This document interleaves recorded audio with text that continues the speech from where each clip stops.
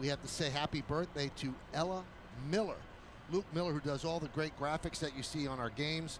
That's his lovely, gorgeous little daughter, so happy birthday to Ella. Castillo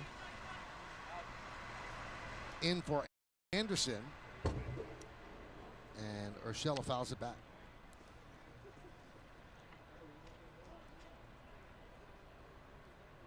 We saw Castillo the other night, and a hard thrower, good slider, mixing a changeup once in a while. But I remember commenting on how he kind of jumps at the hitter, and you have a tendency as a hitter to start moving forward. It seems like everything happens quick at the end of his delivery. Ground ball to short. One away, and that's going to bring up Erik Kratz. Great little stat. Erik Kratz is the oldest catcher to start for the Yankees since Deacon McGuire on October 5th of 1906. Deacon was 42 years and 321 days old. Kratz is 40 years, 54 days old. Now, before Kratz took over this mantle, the oldest to start for the Yankees since Deacon was Jorge Posada, who on October 3rd, 2010 was 39 years and 47 days old.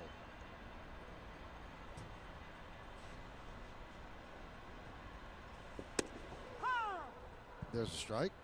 The funny part about this game is, Paul, and you know this, is that you're old when you're 37, 38 as a ball player, and then you retire and get out of the game, and you're a young man again. So all of a sudden you become young again. You're a young man with nothing to do, right? Now, he's still not the oldest guy in the majors. The oldest guy in the majors right now is Albert Pujols, who's 5 months older than Kratz. And if Fernando Rodney gets into a game for the Astros, he would take over. He's 43 years old.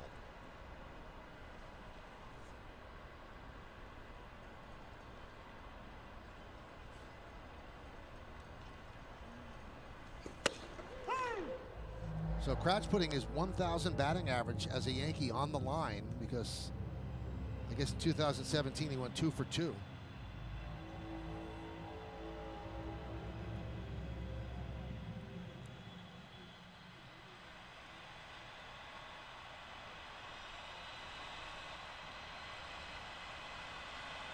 One, two.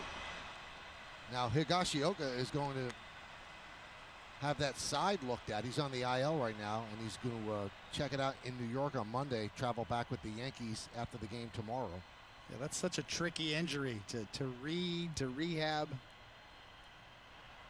Very susceptible to re-injury if you come back too quickly, start swinging the bat.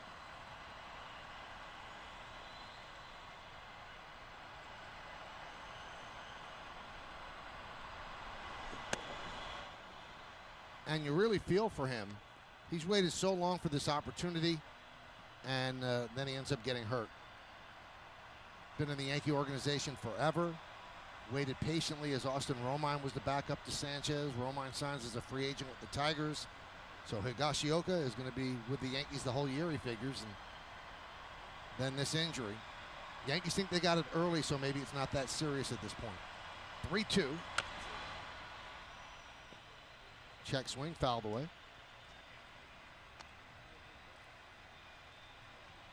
See that check swing right there, Paulie? If that was a ball, he wouldn't have called it a strike, but he was able to spoil a pitch. That's my whole contention. I know, that's just a bitter old pitcher that crying about check swings and changing rules.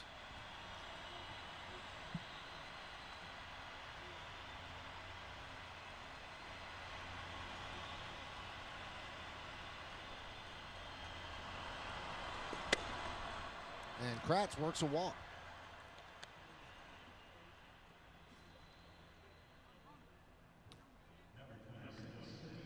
Brings up DJ LeMahieu, but after that at bat, you watch Kratz. I mean, there was plenty of pitches he could have offered at. A good at bat, laying off a lot of those pitches. As Coney said, fouling off a couple.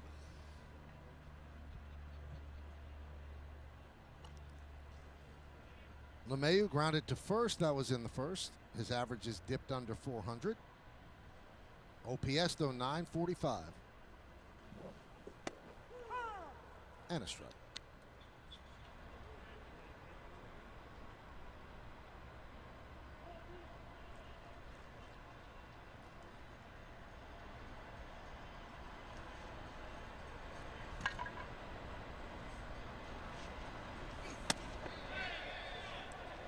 out of the way in a hurry.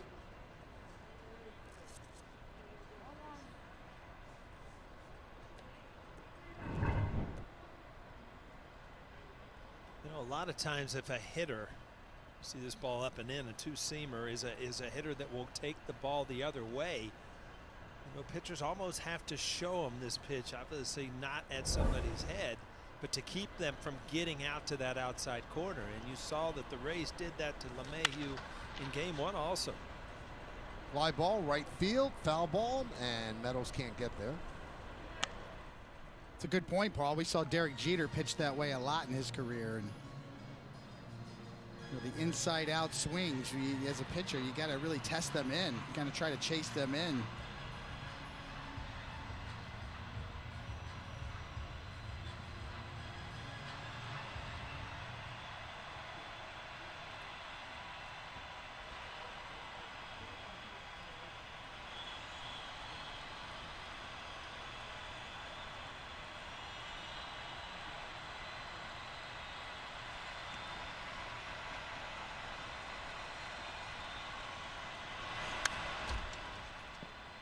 Still 1-2. We're in the third inning. 1-0 Tampa Bay. Game 2 of a doubleheader. Yankees won the first game 8-4. Michael King struggled with his control in the first inning, but bounced back with a strong second inning.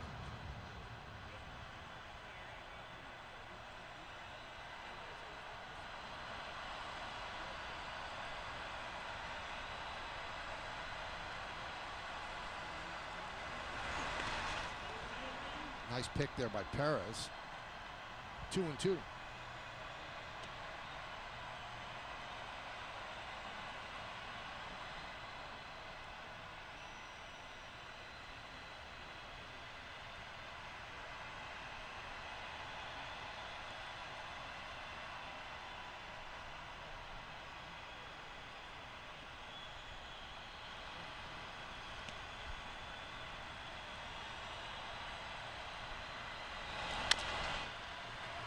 Chop towards short. There's one on the first. Not in time. And that'll bring up Judge.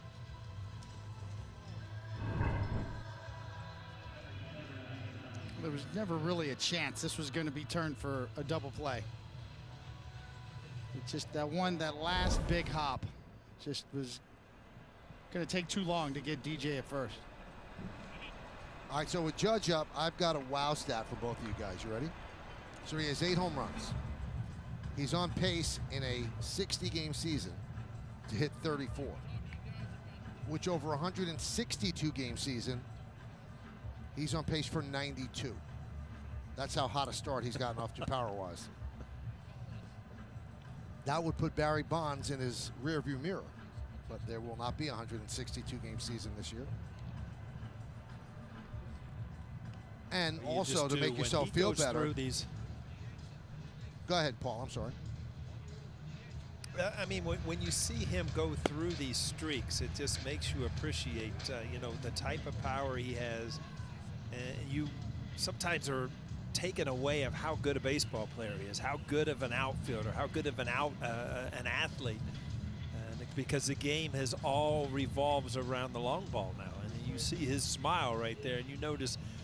Yesterday, Mike, we were talking about Blake Snell. I don't want to see him smile because I have a tendency to smile back at him. But Aaron Judge is just, he's a specimen that the league, you haven't seen too many of him come around.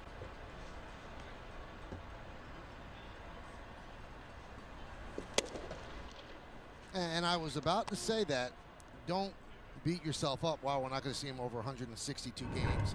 Because if the season that started as it was supposed to on March 26, he would not have been ready. He would probably have been ready right about when this season did start, as he was rehabbing from that upper right rib injury. And his 19 ribbies that he has through 14 games, that would work out to 220 ribbies in 162 games. So just having some fun with numbers.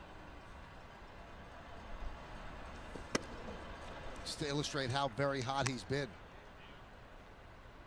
So he had that 2-run home run in the first inning. Also had 2 other hits. He was 3 for 4.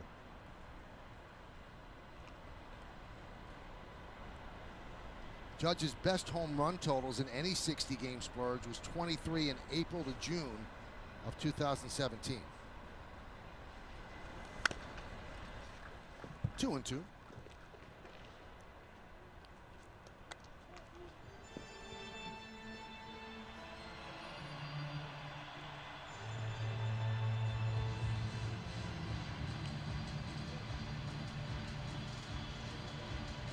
Runner on first, 2 outs. 1-0 Tampa Bay.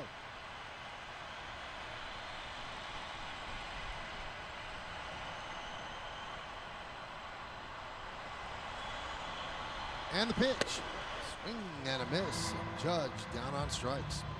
For the Yankees in the third, no runs, no hits, no errors, 1 man left. We'll go to the bottom of the inning.